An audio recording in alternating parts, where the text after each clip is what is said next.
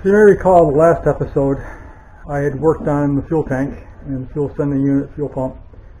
One of the things you didn't see was when I got done, I started checking to see if I had any leaks in the system, and I did find a couple fittings that weren't tight. But the one thing that bothered me is even though I have check valves in the system, I was losing pressure when the key was off. So the system would bleed down. It wouldn't happen immediately, but it would happen slowly. So I got looking at it a little further, and I found out that my pressure regulator has a slight leak in it, in the diaphragm. And that was probably because when I was putting it back together, I was trying to rotate the head on it to be in the correct position.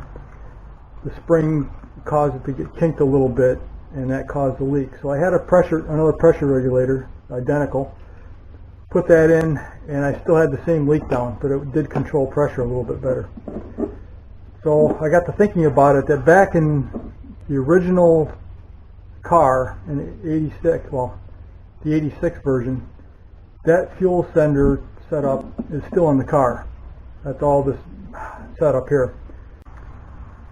So the fuel pump was upgraded to a 255 liter per hour back in 2008, but everything else remained the same, and that's still in the car. So what I decided I was going to do, I went out and bought an entire assembly, got it off Amazon for 35 bucks, with a standard fuel pump. But what's important is I get the new sock, I get the new housing, all this diaphragm, and the hose, everything will be new.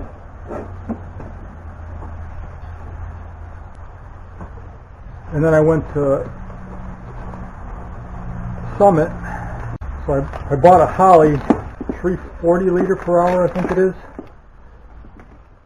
I'm going to put that into this hanger and then put it in the car and see what we get.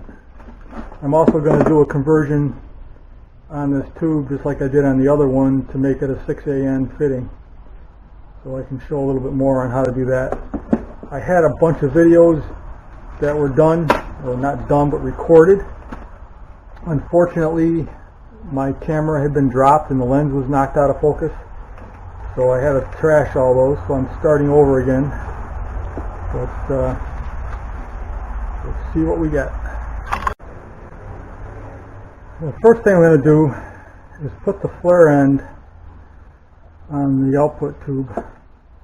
This is 5/16, 0.325 thick.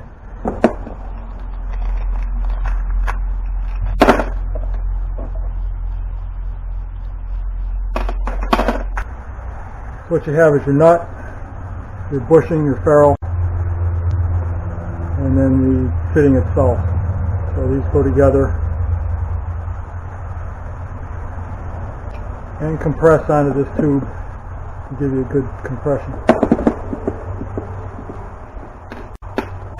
So the first step is to cut the end of the tube off.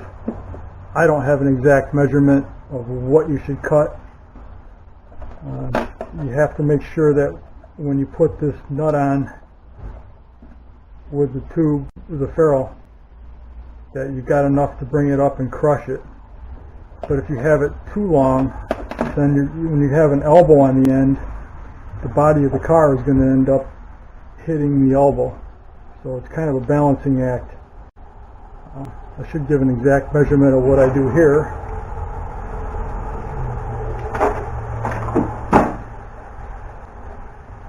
So I'm going to start with it,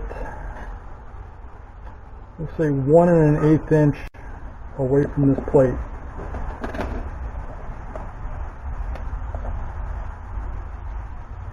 I'll go with that.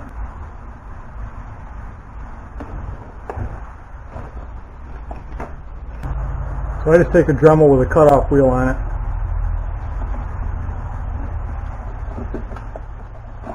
Should put a mark on this.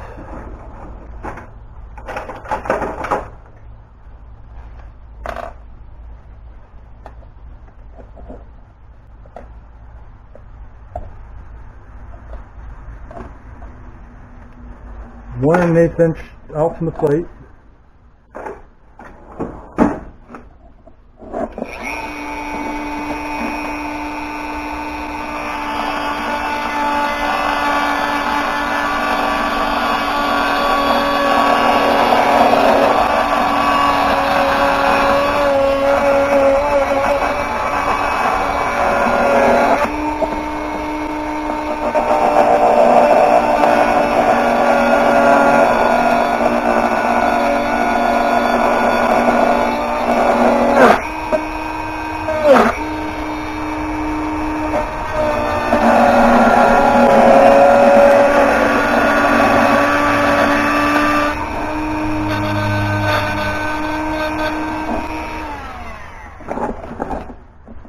The tube's cut off and it's hot.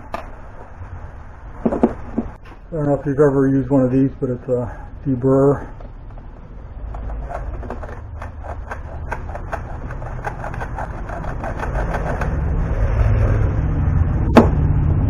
You may have been able to use one of these cutoff tools also to cut it. There's enough room. Kind of tight. You probably have to use a mini version to do it.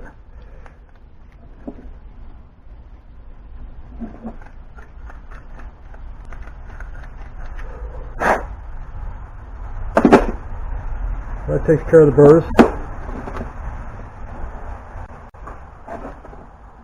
Put your nut on.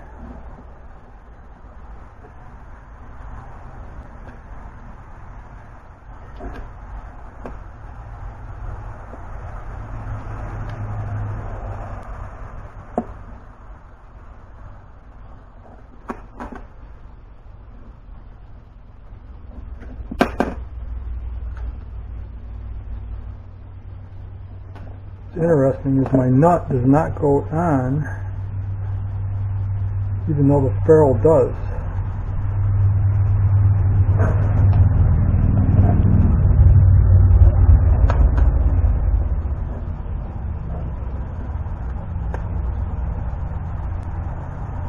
It's just way too tight. I'll have to open this up a little bit.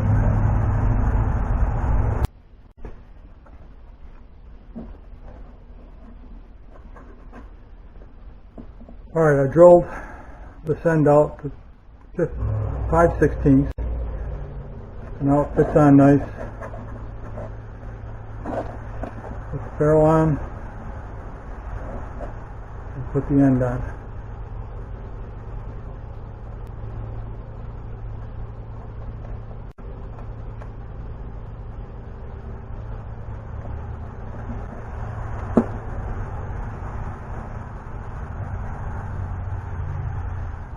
So the last time I did this, I had a little bit more sticking out. I'm going to try to put it all the way down to get as low as I can. My only worry is that ring that goes around. If that contacts the hex on this, that'll be a problem. But I'm going to try to keep this end low.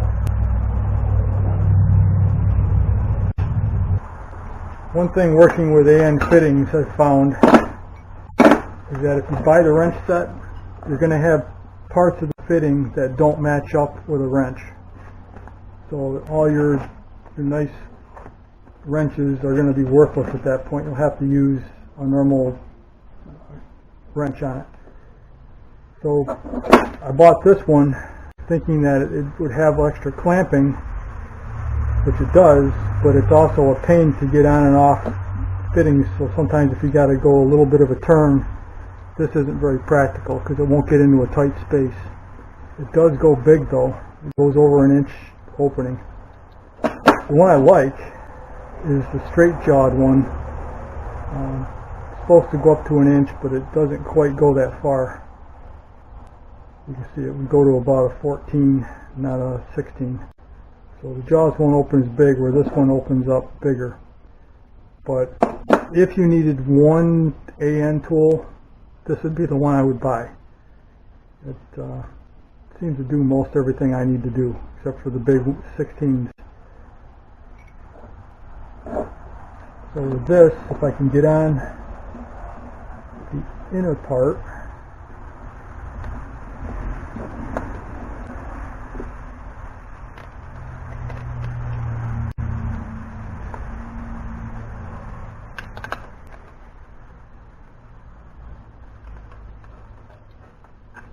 this is where the size of the jaws get in the way.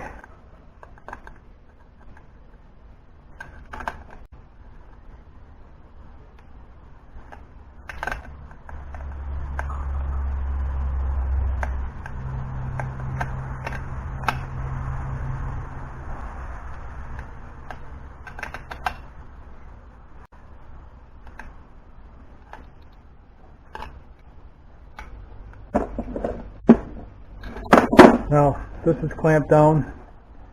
It's not going anywhere. And as you can see, the hex was oriented so it's close right there, which is not what I want. I want it to be rotated just a little bit more, so I've got to take it apart, just tweak it a little bit.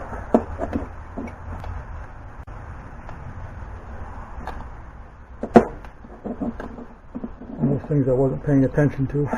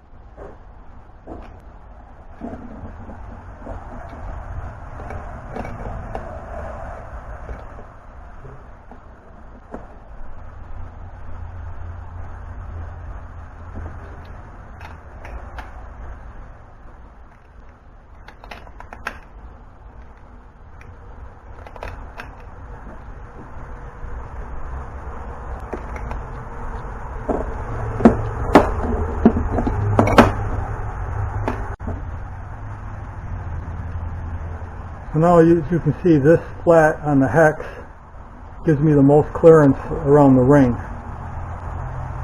So make sure when you do it, you clock it properly so that that's not going to interfere when you put the ring on.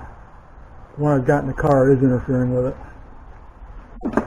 What I wanted to show you is that this is a 6AN fitting, so you would think a 6AN wrench would fit it, but it doesn't. It would fit the female nut, but it won't fit the male. And if you go up to an 8, that's going to be way too big. So if you're going to be working with AN fittings, get a wrench, an adjustable wrench, so that you can get on to every fitting you have. Just word of advice. You can get these 2 wrenches for about the price of this kit. So if you're going to buy it, buy the 2 wrenches and go with that. There are times, I admit, that these are kind of clunky and won't let you get into the tight spaces that these will. But depending on how much you have to spend, that's my recommendation.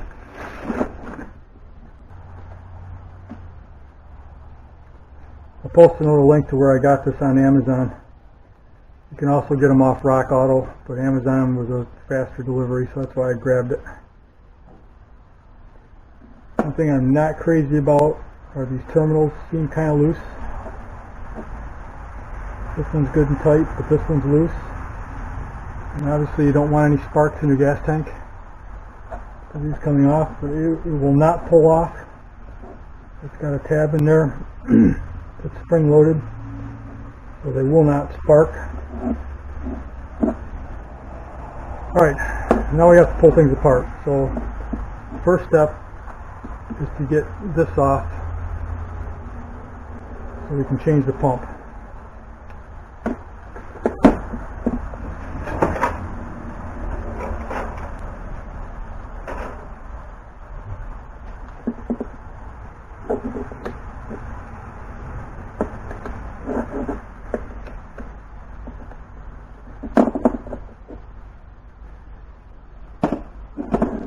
Phillips screw here.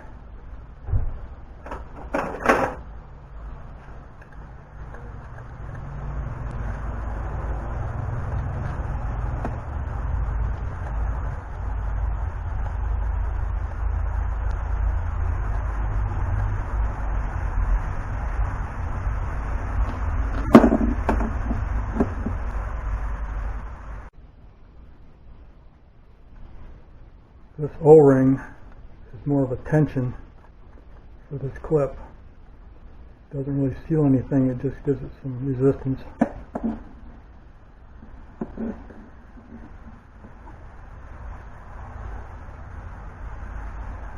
I'm going to try to leave that sock on.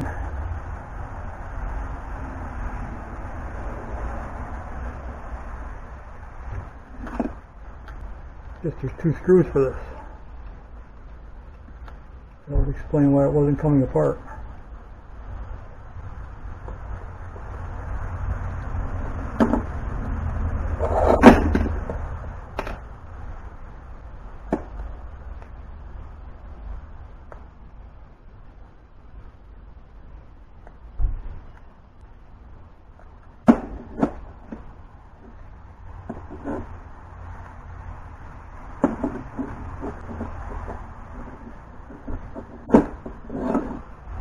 I'm going to have to remove one of these two tabs.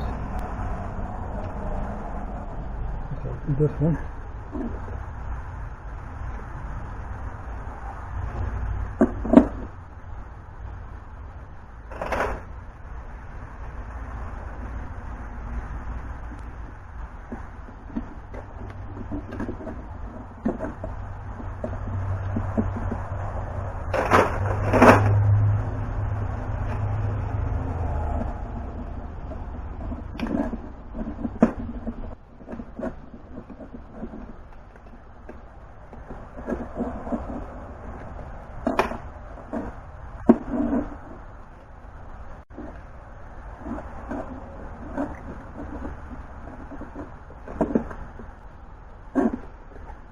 Now, when I go to put the new pump on, it comes with its own wires.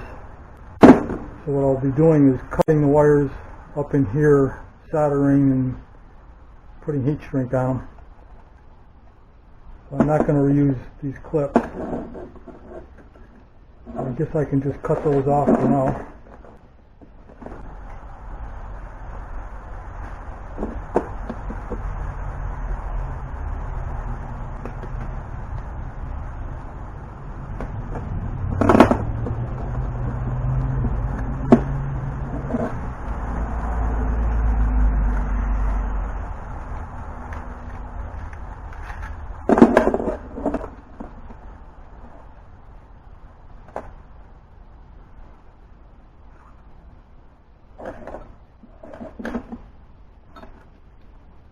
It has an O-ring on it,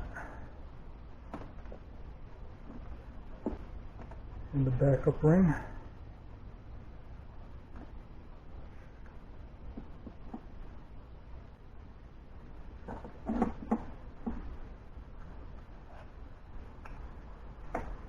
You can see the comparison.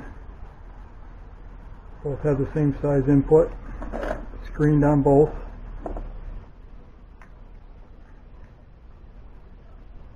Well, one thing that is important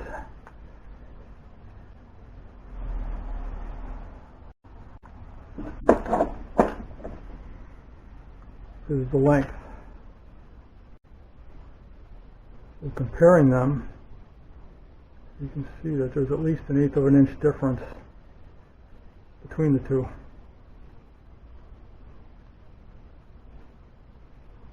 So I guess I'll be using more hose. So it's a good thing they sent me some tubing. Well, this pump is also rated for E85, which is important because you want to make sure that your tubing is also rated for all this. But the tubing came with the holder.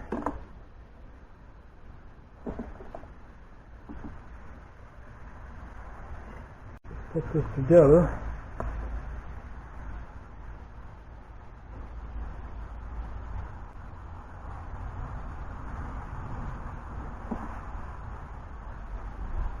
This has, I can feel it has Vaseline or silicone on it.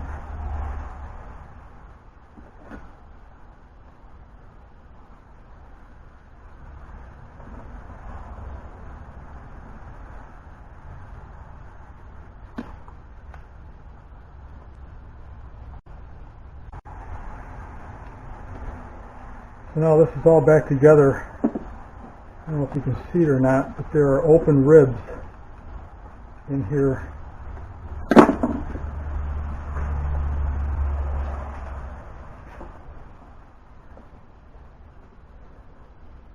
So that allows different size fuel pumps to go down in there.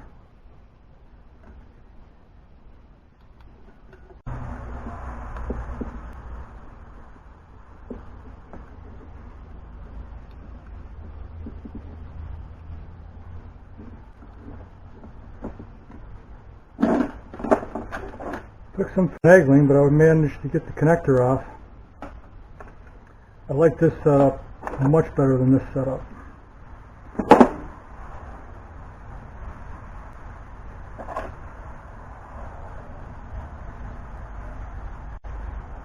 So, a problem I have you can see, the new fuel pump will not go in. So I'm going to have to cut this out, open it up enough that I can get the holder back on, get this locked in place.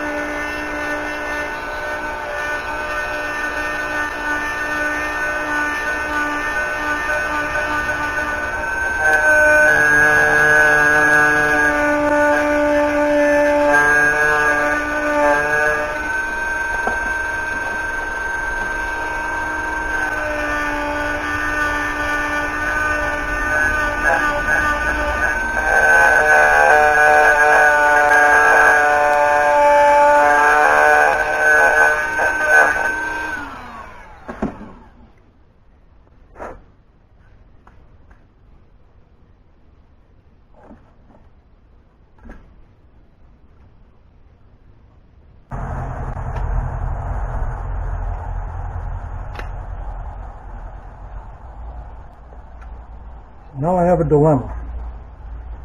You can see that these arms are not long enough to go over the ridge.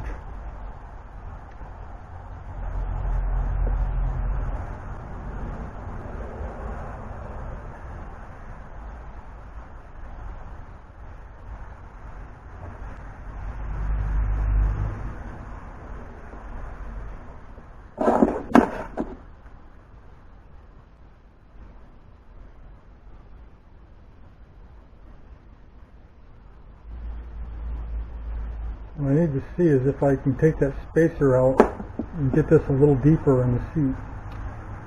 That might work.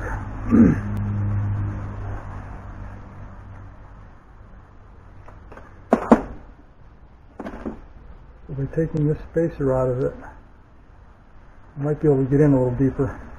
I found that it's much easier to put the pump in if you put the seal in first, because then everything tweaks to the same direction and it goes right in. So now we have to see if we've gotten any closer.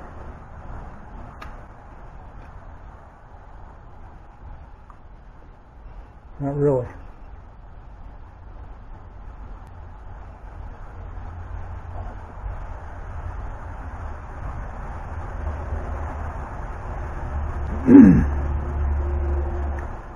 So this is a dilemma. My first thought is to cut a notch in this plate,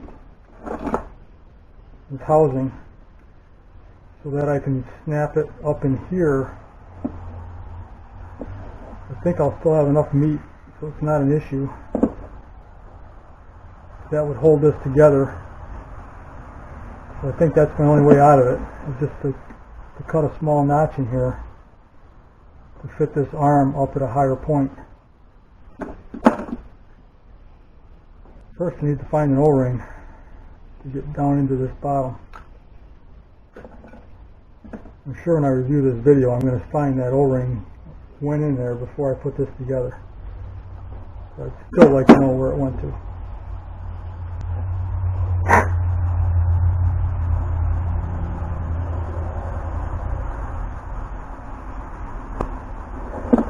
You can see I've got mosquitoes flying around on it. Gasoline will probably work just as good.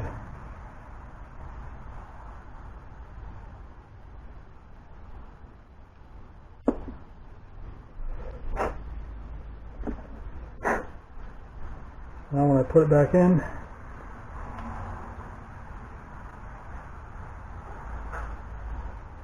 just do it with a twist.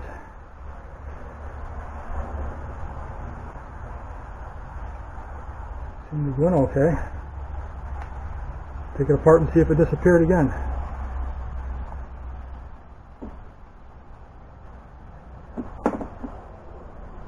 And it's still there.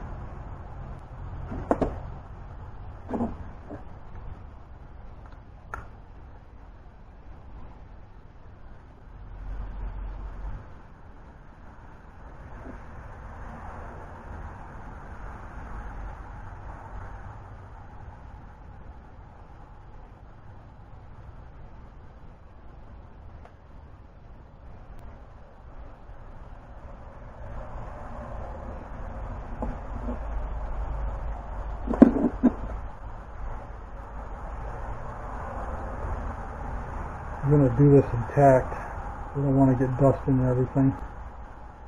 So I'll just score that.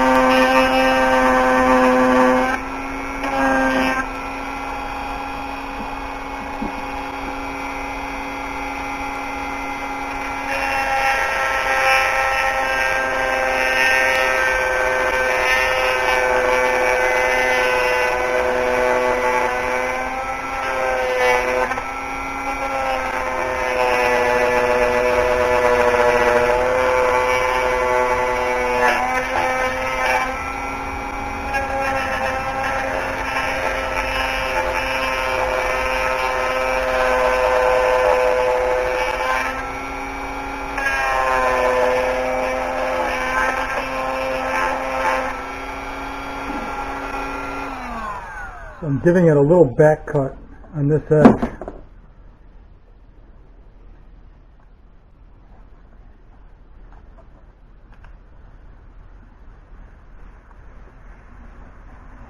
So it has something to lock into. And then I'll put the O-ring up here like it had on the other pump to give it a little bit more tension. But that should work.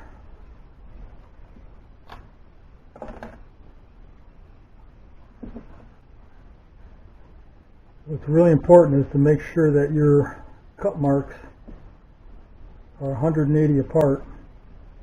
And as you can see, this mark and the one where I had it are not the same. I want to be up here cutting this end out.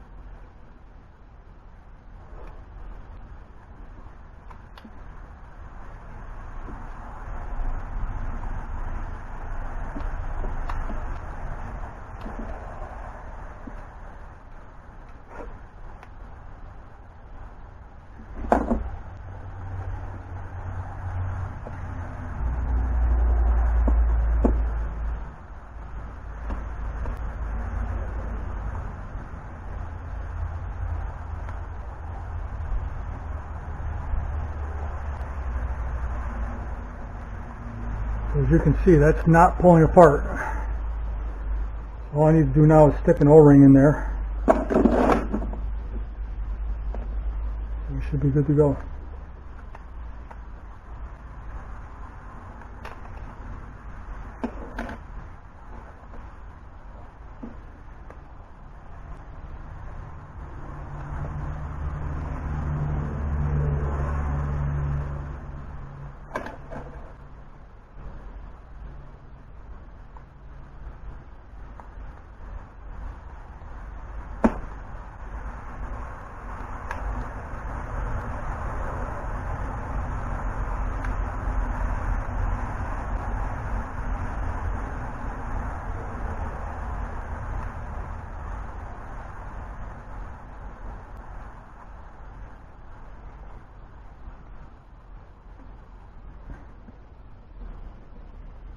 This one needs a little bit more width to it. I like this one, that snapped in nice.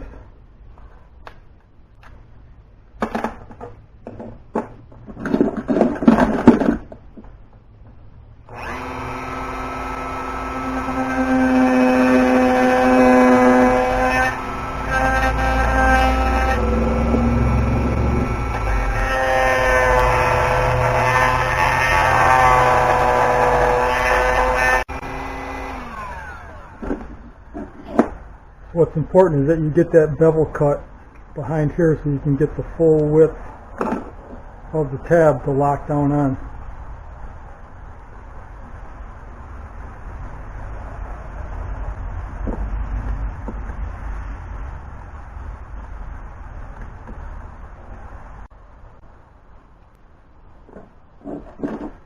Well, now the question is, will this go back together the way it came apart?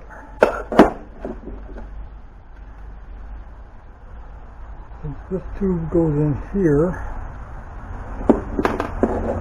so this arm goes on to this part of the housing, and this hose needs to have this fitting reclocked. So I need to spin this about 90 degrees to get it up here.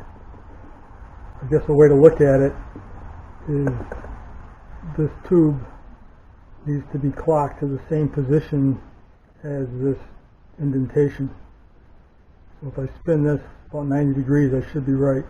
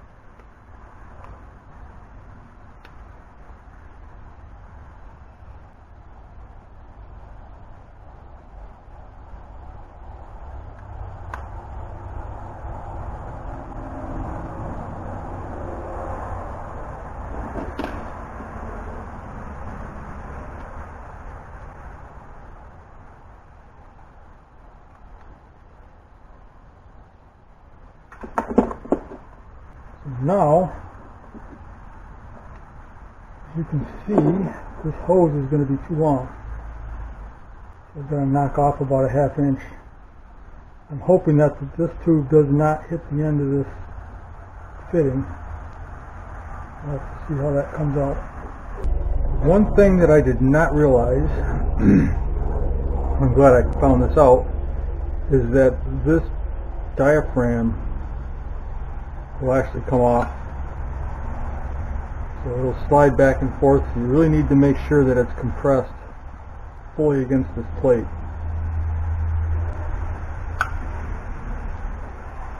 And then this end will also come apart,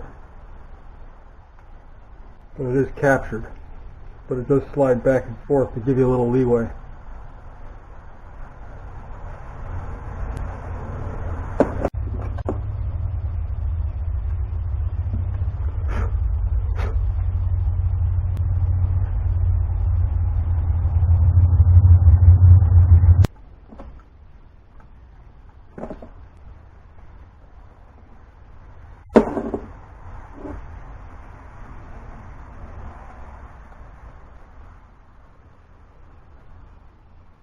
So that looks like a much better fit.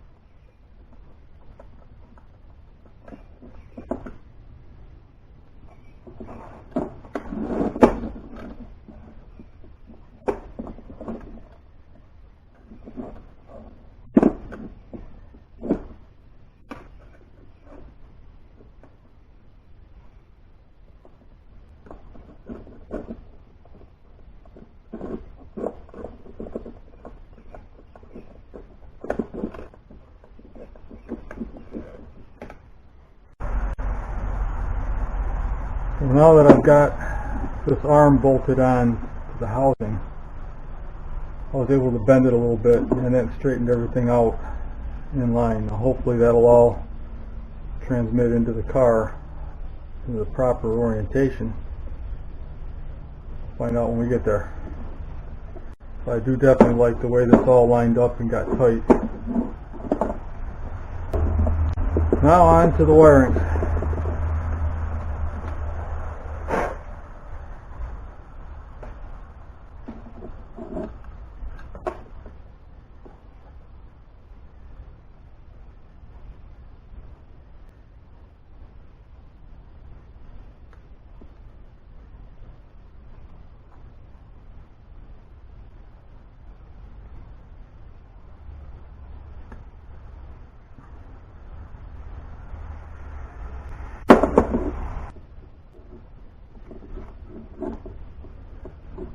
Now the one question I have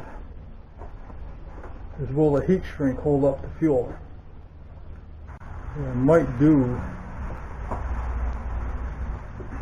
is actually seal this in tubing rather than heat shrink tubing, just because the heat shrink could deteriorate with the fuel. I'll have to investigate that a little bit.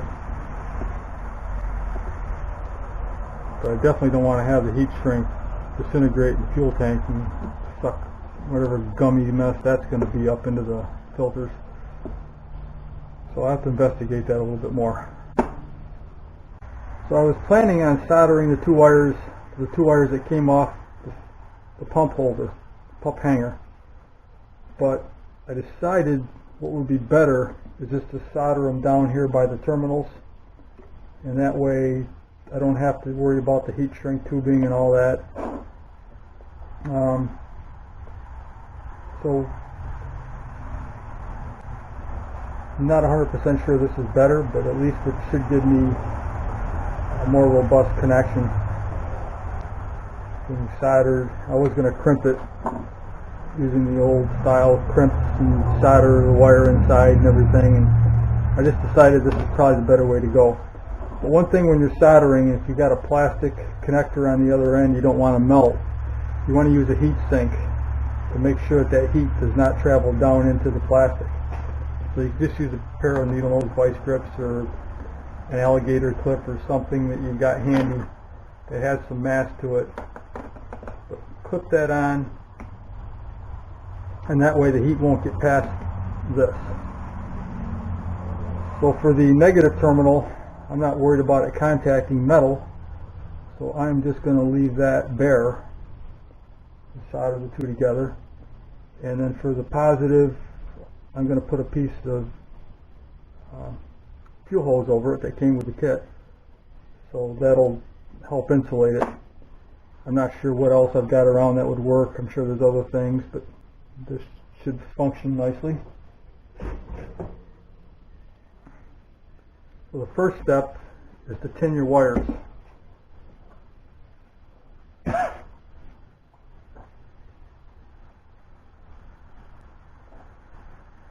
So if you've got a soldering iron, just wipe the old black stuff off of there so you've got fresh solder on it.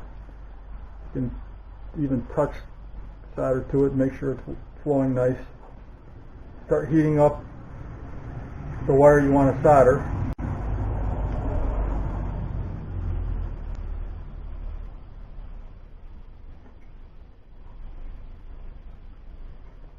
All I'm trying to do is put some heat into it right now. If you touch your solder to the tip, it'll start to flow, and it'll give you a little bit more heat transfer quicker.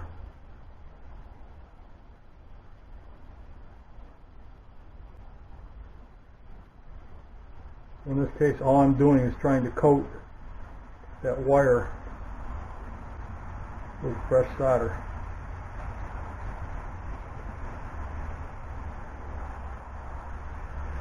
It doesn't take this much solder to really make a good joint, but I want to coat everything I can with it. And then I'll do the same with the other wire.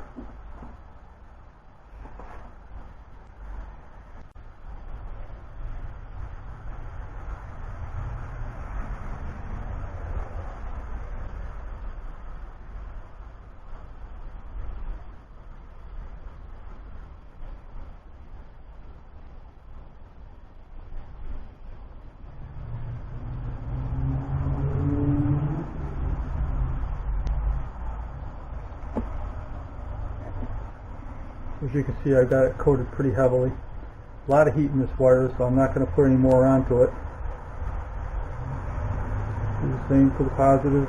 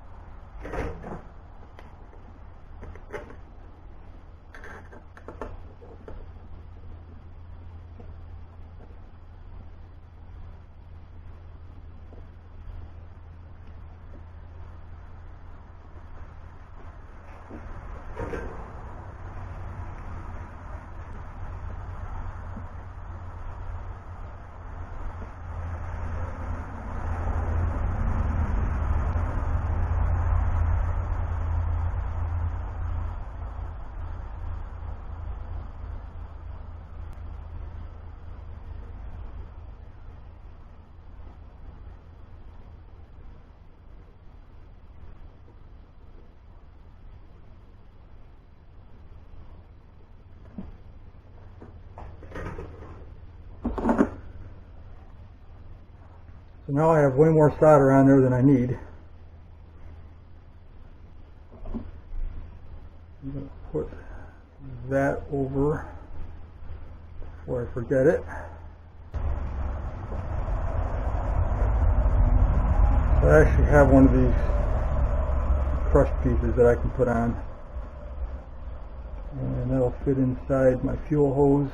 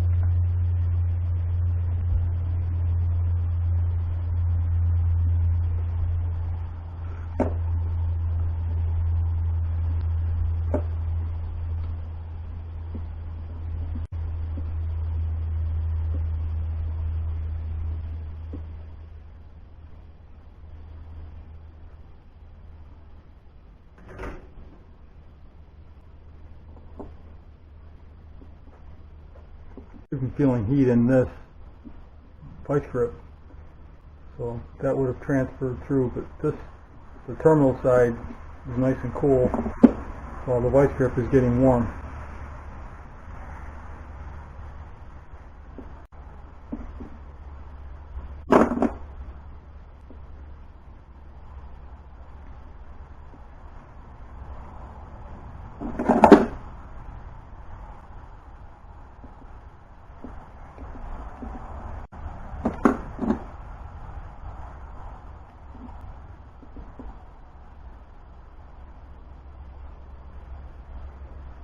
So I have the solder on the joint. Just to be sure, I'm going to put this big crush connector on there, just to give it a more permanent lockdown and also to help hold this hose in place.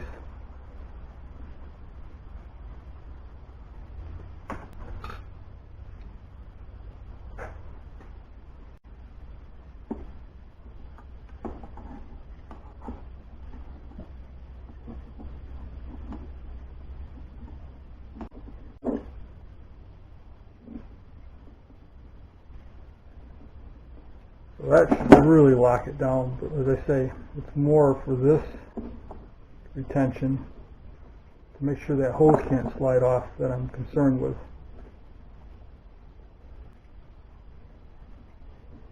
And what I'll also do is I'll probably wrap this a little bit of wire just to give it more of a seal on this wire so that it can't pull back. But I'm good with that one.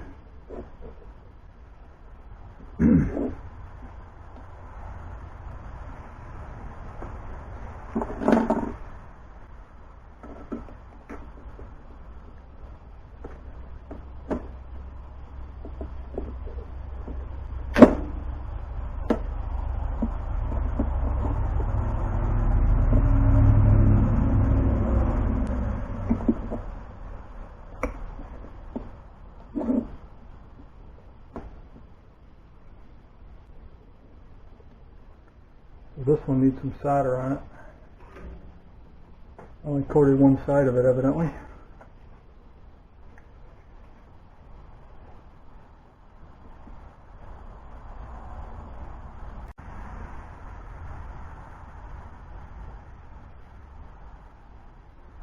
So now I have both sides of that wire coated.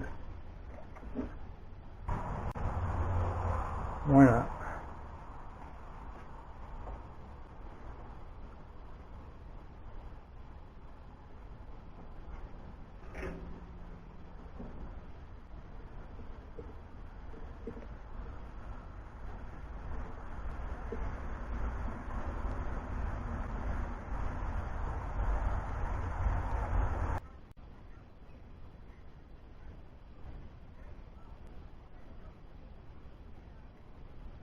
Right now the solder I'm putting on is more to tell me when the wire is hot enough to take the solder than it is to make the joint.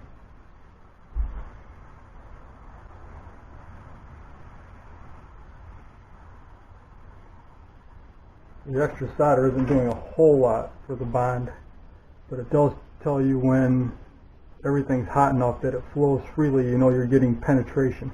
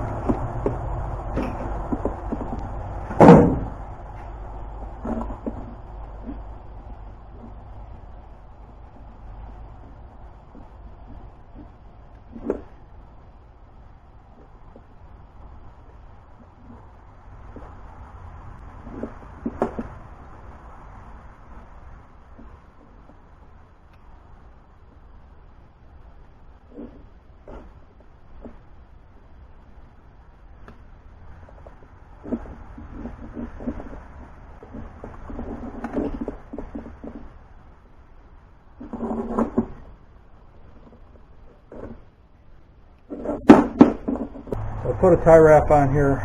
I'm not sure of the fuel resistance, but even if it fails, I don't see it being a big deal. Not a whole lot of plastic that's going to get into anything. Fuel sock will catch whatever comes out of it. So there it is.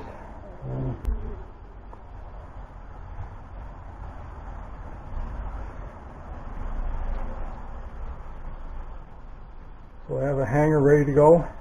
I will put a little bit of wire on that just to lock it down. So that's, I won't say the easiest way to do it, but if you need to put a different fuel pump on a standard fuel pump hanger, that's how you can do it.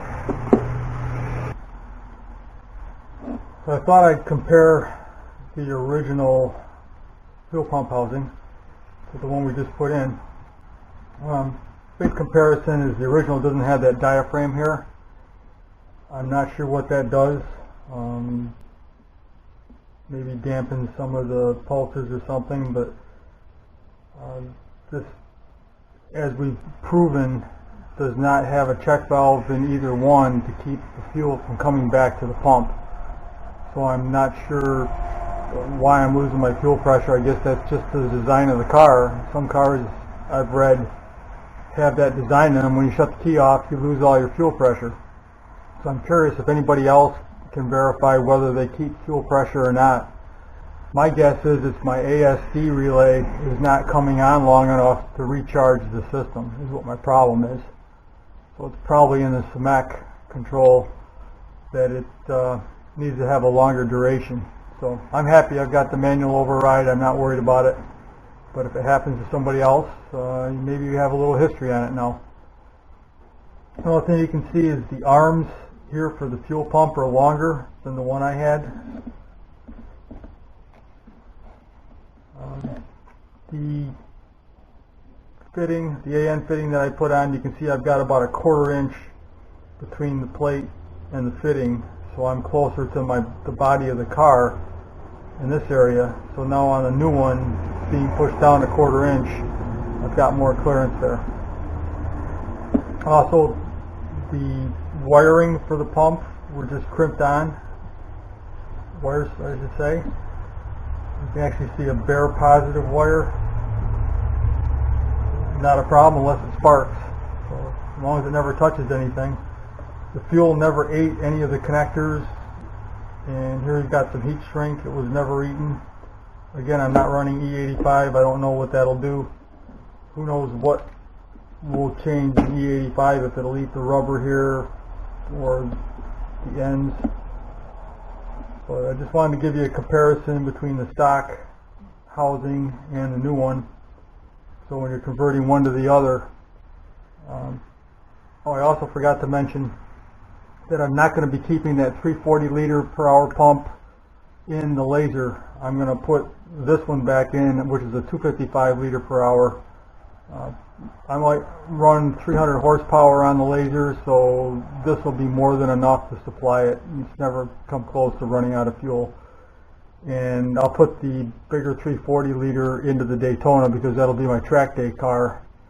Hopefully I'll get 350 out of that one. And not that I need 340 liter, but it's just too noisy for street use. You can really hear it whine when it's being turned on. You can live with it, but people will be looking at your car like, what's that noise? So track day car will be fine. So I just wanted to give you a comparison between the two housings and the pumps. So a little bit of knowledge.